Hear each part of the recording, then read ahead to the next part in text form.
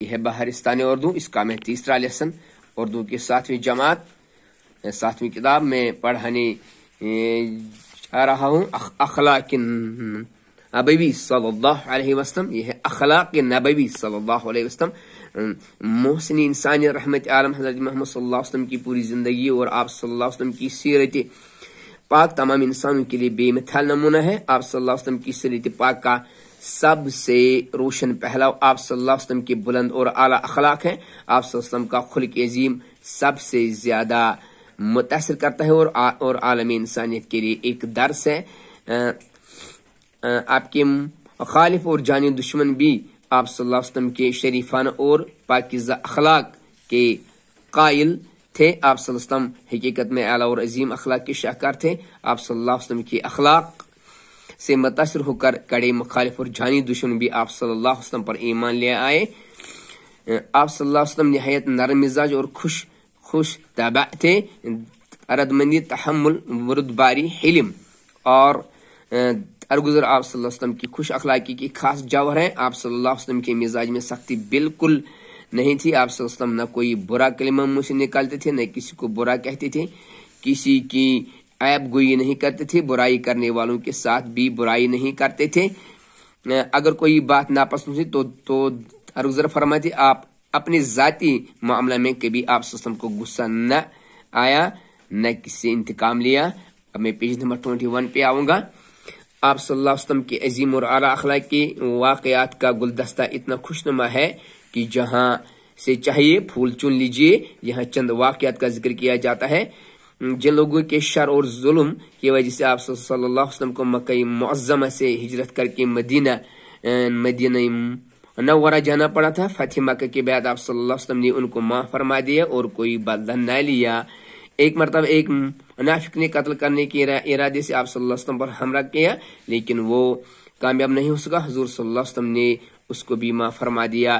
ایک بار آپ صلی اللہ علیہ وسلم بازار سے گزر رہے تھے کہ ایک صحابی رضی اللہ تعالی عنہ نے آپ صلی اللہ علیہ وسلم کی خدمت میں حاضر ہو کر عرض کیا، اے اللہ کے رسول صلی اللہ علیہ وسلم، مجھے آپ صلی اللہ علیہ وسلم سے کچھ مشورہ کرنا تھا۔ اگر آپ صلی اللہ علیہ وسلم تھوڑی دیر کے لیے یہاں ٹھہر جائیں تو میں بازار سے سودا سلف خرید کر گھر رکھاؤں۔ حضور صلی اللہ علیہ وسلم نے فرمایا، میں یہیں ٹھہر کر تمہارا انتظار کرتا ہوں، جلدی آنا۔ وہ صحابی گھر جا کر یہ بات بھول گئے کہ وہ حضور صلی اللہ علیہ وسلم کو بازار سے ٹھہرنے کو کیا آئے ہیں۔ تیسرے دن وہ صحابی رضی اللہ تعالیٰ عنہ جب بازار آئے تو دیکھا کہ حضور صلی اللہ علیہ وسلم وہیں کھڑے ہیں۔ یہ ہے انسانیت کے محسن حضرت محمد صلی اللہ علیہ وسلم کی پاک سیرت، ایفائے عہد اور بے مثال اعلیٰ اخلاق کا نمونہ۔ ایک یہودی کی بیوی نے آپ صلی اللہ علیہ وسلم کو اپنے یہاں دعوت پر بلایا اور زہر ملا ہوا گوشت کھلا دیا۔ اس عورت نے اپنے جرم کا اقرار بھی کر لیا، مگر آپ صلی اللہ علیہ وسلم نے اس سے بھی معاف فرما دیا۔ ایک مرتبہ ایک بدوی قرض کھا اپنے قرض کا تقاضا کرنے کو آیا۔ اس نے بڑی سختی، میں پیج نمبر 22 پہ آؤں گا، سختی سے اور غصے سے تقاضا کیا۔ آپ صلی اللہ علیہ وسلم کے صحابہ رضوان اللہ تعالیٰ عنہم اجمعین نے اس بدو سے کہا کہ کیا تم دیکھتے نہیں کہ تم کس شخصیت سے بات کر رہے ہو؟ وہ کہنے لگا، میں تو اپنا قرض طلب کر رہا ہوں۔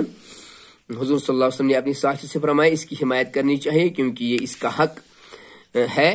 پھر اس کا حساب بے باک کرنے کا حکم دیا اور اس کے حق سے کچھ زیادہ اس سے دلوا دیا۔ ایک دفعہ حضور صلی اللہ علیہ وسلم نے زید بن سعنہ سے 80 مثقال سونا اس طرح اس شرط پر لے کر ایک بدوی کو دیا کہ وہ مقررہ وقت پر اس کے بدلے میں کھجوریں دے دیں گے۔ ابھی مقررہ وقت میں 2-3 دن باقی رہ گئے تھے کہ حضور صلی اللہ علیہ وسلم ایک جنازے کی نماز پڑھا کر اپنے رفیقوں کے ساتھ ایک دیوار کے پاس تشریف رکھے تھے۔ زید رضی اللہ عنہ نے حضور صلی اللہ علیہ وسلم کے کرتے اور چادر کے پالوں کو کھینچتے ہوئے نہایت بدمزاجی اور سختی سے قرض ادا کرنے کو کہا۔